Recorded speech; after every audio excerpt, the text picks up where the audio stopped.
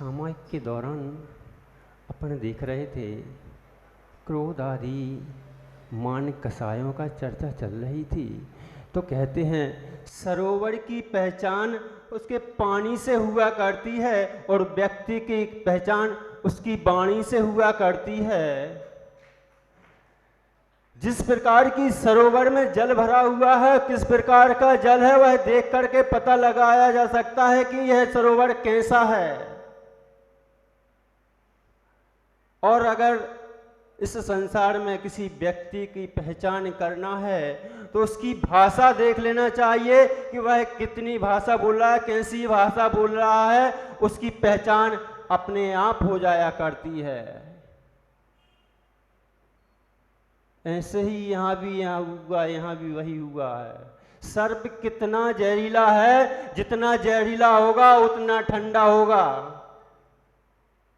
जितना जहरीला होगा उतना ठंडा होगा। हाथ से पकड़ने से मालूम चल जाता है कि हाँ यह सर्प जहरीला है। पनिया उतना ठंडा नहीं होता, उसको हाथ में पकड़ लेना, थोड़ा सा हल्का सा भले पानी में रहता है लेकिन थोड़ा सा उसमें गर्मी सी रहती है हल्की। लेकिन जो कोबरा हुआ करता है वह बर्फ की तरह हुआ करता है, इसलिए मालूम चल जाता है कि हाँ इसमें बहुत भारी जहर हुआ करता है। ऐसे ही सर्प के तो मुख में जहर हुआ करता है और बिच्छू के पीठ पे जहर हुआ करता है, और जो दुष्ट मनुष्य हुआ करता है उसके सर्वांग में जहर हुआ करता है। आंसू भैया, उसके सर्वांग में जहर हुआ करता है जो दुष्ट मनुष्य हुआ करता है, और उससे के मन में क्या चल रहा है उसकी भाषाओं से मालूम चल जाता है। मन से भी वह वैसा ही बोलता है, वचन से भी वैसे ही बोलता है, और काय से भी उसकी चेष्टाएं वैसी होती हैं, कसाएं चलती हैं। यहाँ भी यही हुआ, यहाँ भी यही हुआ। वह चारों मंत्री क्या चर्चा कर रहे थे, कुछ भी हो जाए लेकिन हम महाराज किसको, कौन से महाराज, श्री वर्मा को नहीं जाने देंगे। किसके यहाँ? चारों मंत्री चर्चा कर रहे थे, हम महाराज को नहीं जाने देंगे। बुंदेलखंड, मालवा प्रांत, उज्जैन नगरी उद्यान में 700 मुनिराज आए। 700, एक नहीं दो नहीं, 700। वह ऐसी चर्चा कर रहे थे। करते करते सुबह राजा ऊपर छत पर बैठा, सुबह का वातावरण निहार रहा था। तब देखता क्या है, वह देखता क्या है कि ग्राम के नगरवासी जो हैं भागे जा रहे हैं, पूजा की थाल लिए हैं और चले जा रहे हैं। राजा ने अचंभित होकर देखा, अरे ये कहाँ जा रहे हैं?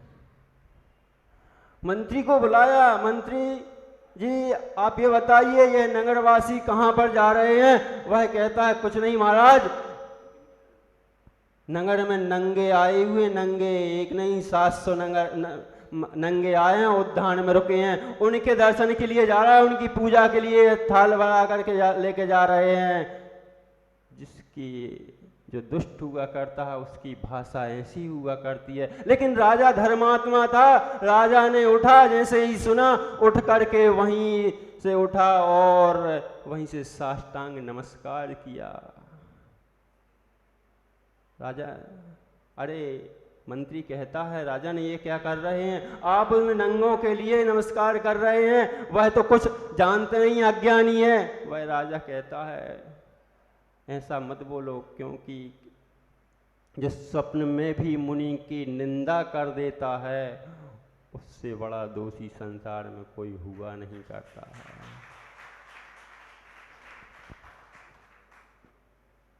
लोगों को भगवान नहीं दिखते, मुनिराज में मुनिराज नहीं दिखते, भगवान की प्रतिमा में पाषाण दिखता है, जिन बिंब नहीं दिखता।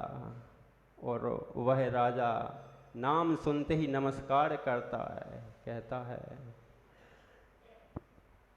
चलो दर्शन के लिए चलते हैं। वह चारों मंत्री क्या कह देते हैं, राजन यह तो प्रजा अज्ञानी है, इनको कोई समझ नहीं है और यह जा रही है दर्शन करने। मद चढ़ जाता है, मान क्रोध मान माया लोभ ज्ञान। कहते हैं ज्ञान भी होना जरूरी है, लेकिन उतना होना चाहिए जिसमें समीचीनता हो। वह मंत्री भी बहुत ज्ञानी थे, अज्ञानी नहीं थे, लेकिन मद चढ़ा हुआ था उन्हें। वह कहते हैं महाराज यह प्रजा तो अज्ञानी है और तुम उनके यहाँ दर्शन के लिए बोल रहे हैं। वह राजा कहता है तुम चलो या न चलो, मैं तो जाता हूँ। आंसू भैया तुम जाओगे संकल्प तो तुम्हारे मम्मी पापा तो सांस जाते ही जाते हैं। ऐसे ही आंसू भैया तुम भी अगर जाओगे तो घर के लोग जाएंगे ही जाएंगे। ऐसे ही अब राजा की तो सांस जा रहे हैं तो मंत्री की मजबूरी हुआ करती है, वह भी जाते हैं। वह भी पीछे पीछे चल दिया। आचार्य भगवान बहुत प्रज्ञावान हुआ करते हैं। आचार्य भगवान ने आदेश दे दिया, उन्होंने जान लिया कि राजा आ रहा है और उनके साथ मंत्री आ रहा है चारों, लेकिन ज्ञानी तो हैं लेकिन वह अज्ञानी है, मूर्ख हैं। इसलिए कुछ बताया नहीं और आहार करके आ करके और बोल दिया एक काम करना, सभी को मौन रहना है, कोई हाथ उठा करके आशीर्वाद भी नहीं देगा। किसी ने यह नहीं पूछा क्यों कैसे। आज्ञावर्ती शिष्य ऐसे ही हुआ करते हैं। सब बैठ गए। राजा आया, आकर के आप आते हैं तो बढ़िया शान से आते हैं, चप्पल भी पहनते हैं और उतार देते। कहाँ महाराज के सामने, महाराज आप चप्पल देखो हम आ गए हैं। आंसू भैया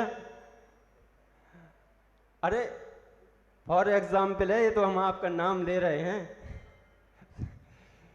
और वह राजा उद्यान के अभी बाहर है, अभी मुनिराज के दर्शन भी नहीं हुए और वह हाथी से उतरता है और नमस्कार करता है और जाता है। सभी महाराज जो बैठे थे एक लाइन से, उनको सबको लाइन से नमस्कार, साष्टांग नमस्कार करता है। और नमस्कार करते करते किसी मुनिराज ने भी हाथ भी नहीं हिलाया, देखा भी नहीं। आप पहुंचते हो तो महाराज सामने बैठे, महाराज ने हाथ क्यों नहीं उठाया?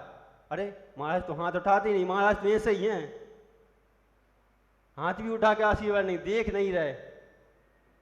और वह राजा जाता है और लास्ट में पहुंच जाता है आचार्य भगवान के पास। आचार्य भगवान को भी नमोस्तु करता है, नमस्कार करता है और सोचता है क्या बात है, किसी महाराज ने देखा भी नहीं, हाथ भी नहीं उठाया। सोचता है, विचार करता है, सामायिक में लीन है इसलिए नहीं उठाया, कोई बात नहीं। वह नमस्कार करके चल देता है। जाता है, जाते जाते वह मंत्री जहर, क्या है जहर, जब किसी को देना होता है तो पहले से ही स्विच ऑन शुरू कर देते हैं कि इसको थोड़ा सा डोज देना शुरू कर दें जिससे इसकी आदत बन जाए। ऐसे ही वह क्या हुआ कि जब वह लौटकर जाने लगा तो वह मंत्री कहता है, राजन हमने बोला था यह मूढ़ है, यह अज्ञानी है, यह नंगे हैं, यह कुछ जानते नहीं है, इसलिए तो यहाँ मारे मारे फिर रहे हैं और आपने इनको नमस्कार किया। आप इतने बड़े राजा और आपको उन्होंने यहाँ आंख उठा करके भी नहीं देखा। नमस्कार करने के बाद उन्होंने हाथ उठाया नहीं, हाथ तो छोड़ो आंख उठा करके भी नहीं देखा। इतनी चर्चा चल ही रही थी कि रास्ते में से आहार से करते हुए थोड़े से विलम्ब हो गया था उनको आने में। तब वह मुनिराज आ रहे थे। मुनिराज को आता देखकर वह मंत्री कहते हैं, देखो देखो एक नंगा और आ रहा है, बैल आ रहा है, बैल निरी, इसको कुछ आता नहीं है, अज्ञानी है, कैसा चला आ रहा है। कह देते हैं तभी पी कर आ रहा है, बोलते तक्रम माँ पे बेनती पीला।